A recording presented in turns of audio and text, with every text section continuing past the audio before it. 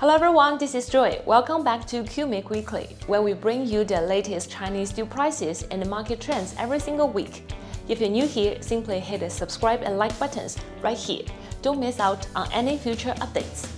After the May Day holiday, China's steel market kept pushing higher, and overall market mood is still pretty strong, right? Both rebar and hot-rolled coil futures jumped close to their highest level since August 2024. So what is driving this strong export growth? From the supply and demand side, the fundamentals are looking pretty solid right now. Steel production is staying at relatively low level, while the price gap between domestic and overseas markets continues to widen. That is keeping China's steel exports competitive and supporting strong overseas demand. At the same time, domestic supply pressure remains fairly limited, and inventory performance has been quite healthy overall. On the raw material side, things are also supportive. As steel prices rise, mill profits are improving as well, which means mills are willing to maintain high hot metal output.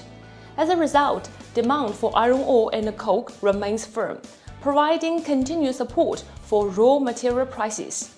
The negotiations between the United States and Iran are still facing repeated uncertainty, and the market remains concerned about possible disruptions to crude oil supply. Because of that, energy prices are still providing support to production costs across the industrial sector. So when you combine relatively few price levels, decent fundamentals, and ongoing cost support, it is not surprising to see black commodities continuing their upward trend, although with some volatility along the way. Next, let's examine the supply and demand side. This week, apparent demand went down by 683,000 tons, inventory went down by 13,000 tons, and production went down by 150,000 tons.